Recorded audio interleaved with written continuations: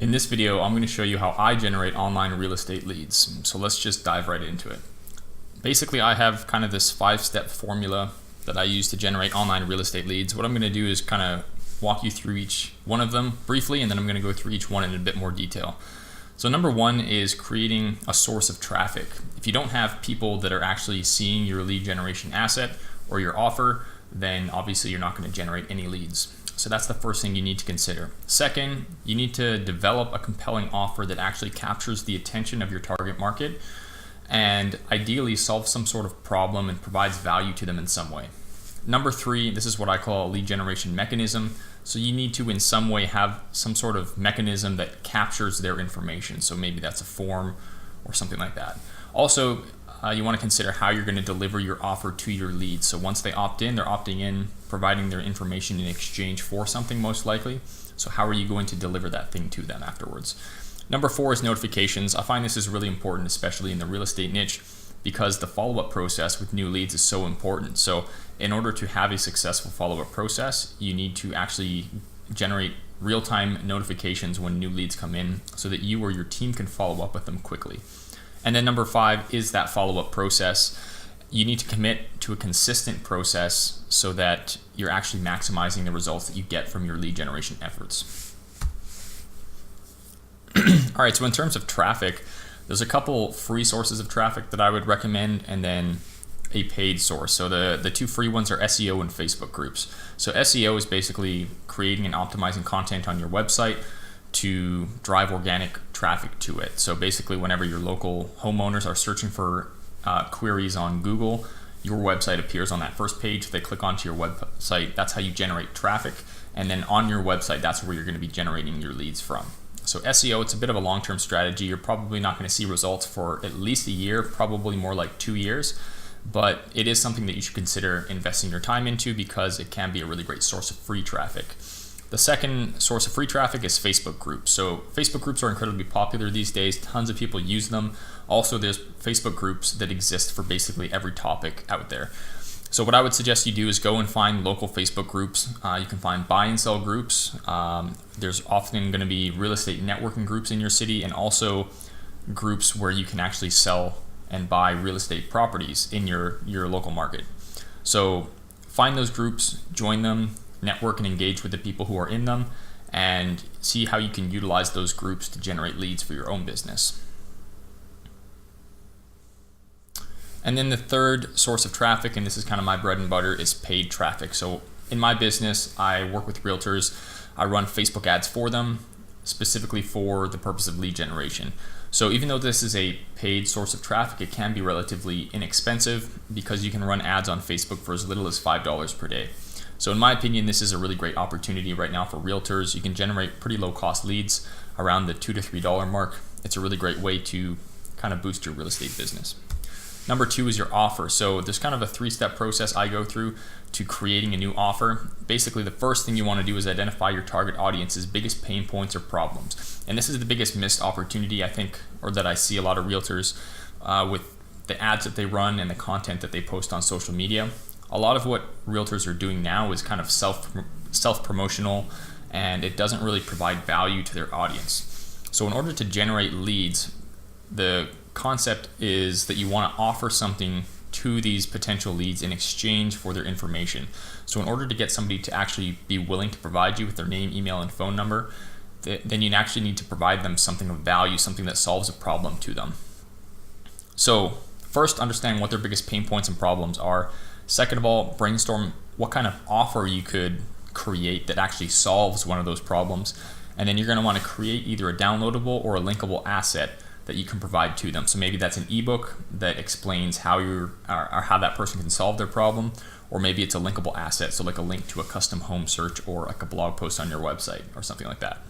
So what kind of pain points do homeowners struggle with?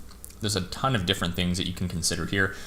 One thing I'll point out is if you're going to be very specific with this, for example, let's say your target audience are condo homeowners, maybe one problem those people have are understanding the different fees associated with owning and buying a condo. That's a very small, very niche audience, and that's a very specific problem. So the problem with that, if you're going to be using paid ads especially, the cost of generating those leads is probably going to be a bit higher because your audience is so small. So what I often recommend my realtors do, and when I run Facebook ads for my real estate clients, typically we're going to try and tackle some bigger problems that are more applicable to broader real estate audiences. And these are kind of the three big ones that I often tackle with my campaigns.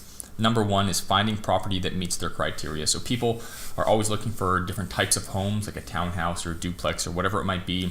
Maybe they're looking for homes in a certain neighborhood, maybe with 2-bed, 2-bath. So there's all different types of like criteria that people look for when they're in their home buying or selling process.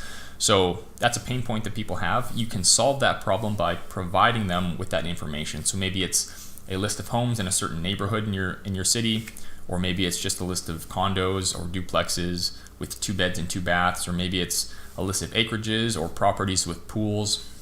There's all sorts of different things. It starts with you understanding who your target audience is, though. Another common problem is finding homes at a good value. So this is pretty unanimous for basically anyone who's buying a home, whether it's a $200,000 home or a $2 million home. Every person, both of those people, are going to be looking for a home at a good value. So one way that you can solve this problem is by offering a list of homes at a certain price point. It's a great way to solve this very common pain point.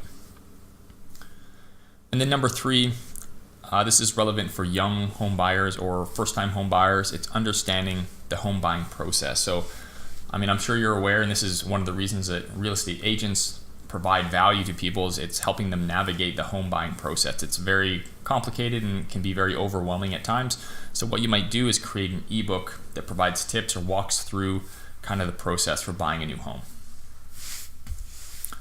So once you have your offer and your source of traffic, you need to think about how you're actually going to capture their information. So this is what I call a lead generation mechanism. So for myself, when I use Facebook ads, usually I will use a lead generation campaign objective, and we will use a Facebook lead form as our mechanism to capture their information. If you're using a landing page software like ClickFunnels, you'll have a form option built in to that funnel, or you could even just collect this information with a simple website form on your website. Next, you also want to consider how your downloadable or linkable asset is going to be shared with these new leads after they opt in. So typically how this works is I'll run an ad, they'll provide their name, email, and phone number, and then after they opt in, then I will immediately grant them access to the PDF or the linkable asset that I promised them. So this is important. You could deliver it manually to them, meaning you could send them an email manually and type it out, but I like to set up automatic delivery. That way the leads get instant gratification, and it just leaves them feeling like you actually delivered upon your promise. So what kind of information do you want to request from your lead? This is a question that is asked a lot. For myself, typically I'll just stick with the name, email, and phone number, kind of the trifecta of basic information. You could, if you're using a lead form, for example, ask for other information such as their address, maybe the time frame that they're looking to buy their house. Is it in the next month? Is it in the next 2 to 3 months? Or is it in the next 4 months and beyond? Generally speaking, the more information that you request from a person, the less likely they are going to be willing to provide that information to you. So if you're using paid ads, the cost of your leads is going to go up in that case. So generally what I like to do is just ask the basic information, which is going to generate more leads at a lower cost, and it's going to give my clients more opportunities to engage with potential home buyers and sellers. And then from there, I like my clients to do kind of that pre-qualification process and disqualify leads that they don't feel are a good fit, instead of having the lead generation do that for them. However, this is a bit of a trade-off. If you do feel like you're getting too many leads and you can't keep up with the follow-up with all of those leads that are coming in, one thing you could consider doing is adding a couple fields to your lead generation offer. That way you're going to probably weed out a few people. Fewer people are going to submit their information, but it might help you do a bit of that pre-qualification instead of spending your own time doing that. And then another thing to consider is, where is their information going to be stored? Are you putting it into a CRM? Are you just going to create like a master Google sheet or spreadsheet? Or you could even add them into an email database. But I recommend that you have their lead information stored somewhere so that you kind of have one place to access all of your new leads. And the number 4 is notification. So whenever a new lead is generated, I set up automated real-time text and email notifications to my clients. That way they know immediately when these new leads are coming in, and that allows them and their team to follow up with them quickly. So what I'll include is the lead's name, email, and phone number, as well as the campaign they were generated from. That way they know why that person provided their information to them. And then I often include a link to that master spreadsheet where all those leads are being stored, and any follow-up resources that might help them be successful with that as well.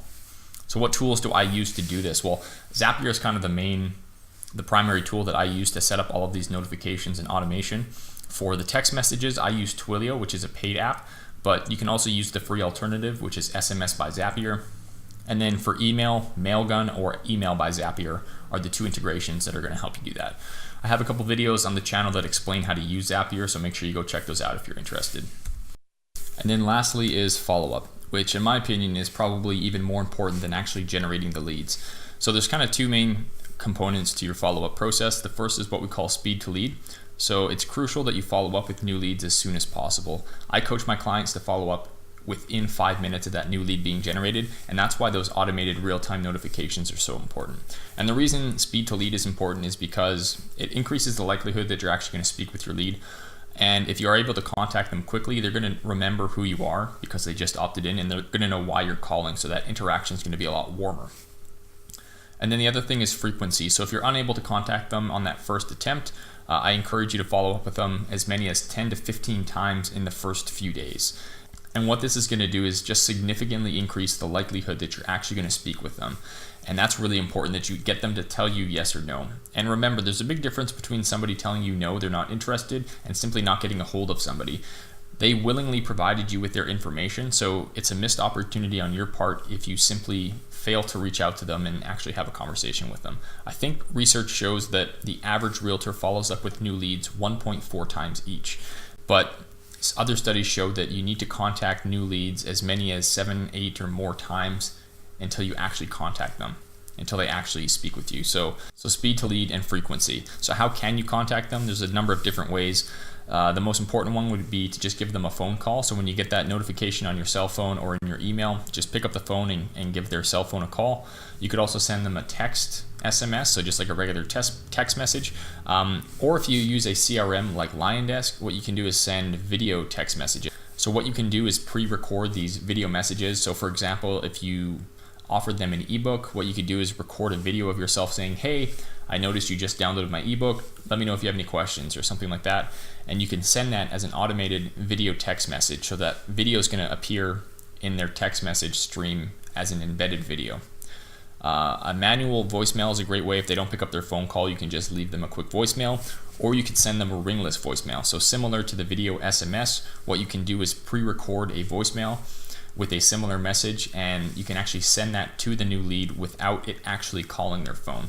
So they'll get a notification that they have a new voicemail, but they won't actually receive a phone call from you. So this is a really interesting way that you can kind of automate your follow-up by just doing these pre-recorded follow-up sequences. And then the last way might be to send them an email. Although email typically has a lower response rate, you're probably not going to see as much success with that, but you might as well try it anyways. So that's my 5-step formula for generating online real estate leads. That's all I've got for you in this video. I hope you gained some value from this. I try and make these videos as value-packed as possible, so if you gained anything from this video, consider subscribing and hitting that notification bell. Otherwise, I'll see you guys in the next video.